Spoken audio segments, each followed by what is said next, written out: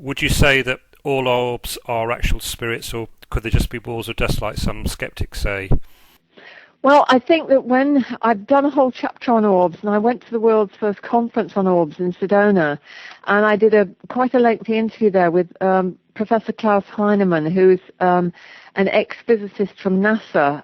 His company, in fact, still do research under contract for NASA, and he is researching orbs, and he said these are the most important out-of-this-reality discovery for many, many, many years and possibly centuries, because he said for eons we've had anecdotal evidence that the spirit world exists, but he says now we're seeing it.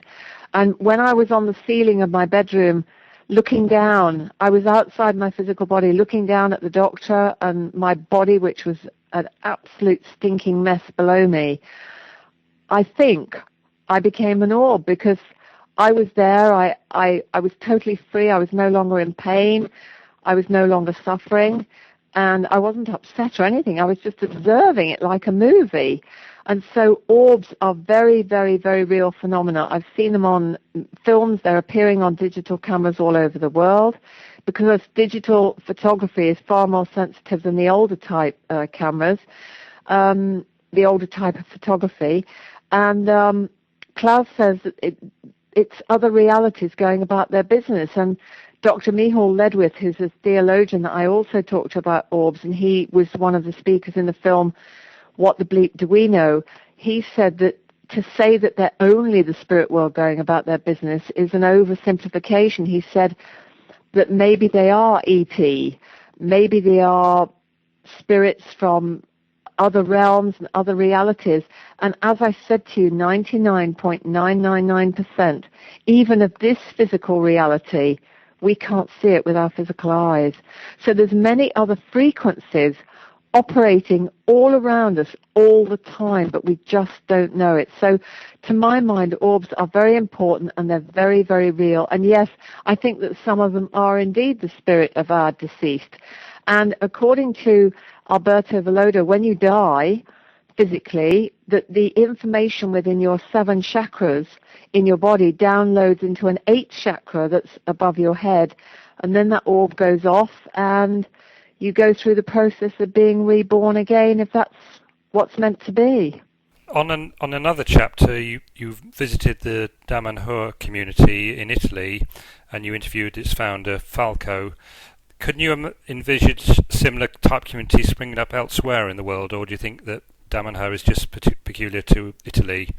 Well, I think that Damanhur is like, to my mind, Damanhur is like the template of the way we are meant to live in the future. And it was strange because Professor Travis, one of the scientists who explained to me about brain coherence and how they can measure whether someone's enlightened or not, he said that as we grow in coherence, calls for peace will grow more and more and more. There will be a huge flowering of the arts, and people will start caring for each other a lot more without thinking, what's in it for me? Now, I realize that an awful lot of the world doesn't think that way, but there are more and more and more communities that are. But at Damanhur, I mean, the way they have built the underground temples there, they're being hailed as the 8th wonder of the world. They have married physicality with spirituality, with caring. Their whole motives for doing everything are to serve the whole. Everyone who lives in the community of Damanhur, and it's spread over a huge valley. I mean, there's 1,000 people. There's doctors, lawyers, bakers. They've got vineyards. They've got their own supermarkets, their own currency.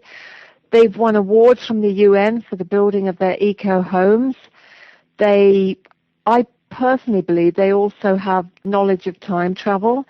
They have a university there that teaches spiritual physics, which is another whole fascinating subject. And I was just blown away with what they'd achieved there. Now, for me personally, I didn't feel that I wanted to go and live there or anything because I've got a husband and a family here in England. But I feel that communities in the future, a lot of people are traveling from around the world to go and look at their homes, to look at the way they live, to look at the way they that they just live a different life to most of the rest of us, and it was very, very moving to witness. Yes, I noticed that you actually wrote a piece on Damanhur as well as Orbs that was published in the Daily Mail a few years back. I did. Yeah. Would you say that Fleet Street and the media in general are becoming more open to spiritual subjects? I think they will to a point. I think they still find it. I think, as you know, Mark, if people find something threatening or it upsets the status quo, then, you have to balance everything out. So like right now, this minute, I'm in the middle of writing a possible feature on the science of the sixth sense for a newspaper, but I won't say which one in case it doesn't appear. Right. But in other words, I keep it very grounded. You give them the science, tell them the facts, you tell them one or two stories, like, for instance, there's a marvelous book called The Biology of Belief. Have you heard about that? Yes, I've heard that book. Yeah. Okay, and there's lots of stories in there by Bruce Lipton showing how when the mind and the body become as one, in other words, spontaneous healing can be explained by total brain coherence. I now know that when you have moments of believing something 100% with your heart and mind so that you become coherent, then that message of total coherence, total perfection is automatically communicated to every cell in your body, and wham, you can get spontaneous remission. So I know that the mind and body are one, and there's plenty of evidence out there, but it's just that a lot of the public aren't aware of it yet. But they will become more so. As the message spreads. Absolutely, that's all we can do. We're all links in a chain. All we can do is do our bit and hope that someone takes notice of it. Right. Going back to your book, Countdown to Coherence, you interviewed so many different people.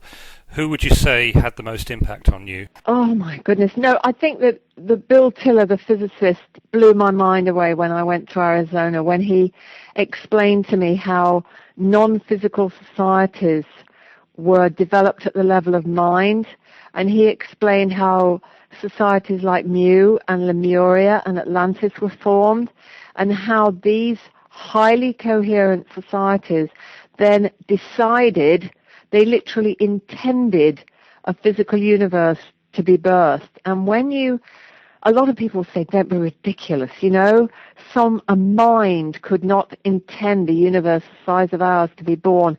But when you keep in mind that at the time of the Big Bang, which by the way wasn't big at all and there was no noise, the universe was less than the size of one atom, and you get 1 million atoms behind one hair on your head. So even people like physicist Michio Kaku in New York say, in physics we now know that it may take a ridiculously small amount of net matter, as little as an ounce, to create a universe such as ours. So when you read facts like that, it sure makes you think. Yes, it's quite amazing, really. One thing I noticed in the book is there seems to be quite a lot of people and learned people in America who are doing a lot of research on this gap between science and spirituality, but not many people in the UK. Would you say that's true? To be honest, I didn't find a lot of people in the UK, but I know that Professor Archie Roy, he's now retired, but Tricia Robertson up at the University of Edinburgh, they've been doing great work on survival of consciousness. And there is some paranormal type, out-of-body, near-death type experiences being researched down on the south coast. I think it's in Exeter and Plymouth universities. But what happened was, because I had been to the Orbs conference and then I met several scientists there, and by a synchronicity I met Micheál Ledwith, the theologian, who, again, his chapter blew my mind. There's another one who blew my mind. But I seemed to, I went off on this path and I ended up meeting an awful lot of Americans that are way, way ahead of what we're doing here. And so they were the people that were to hand at the time. It seemed to be where the universe was leading me, and so I just went with it. Right. Obviously, we're going to run out of time now, but I've just got one final question. obviously you've just published Countdown to Coherence. So have you got any more books or articles in the Please, pipeline? Mark, it's going to take me nearly 3 years to do that one. Yeah. I've got a health book coming out in January.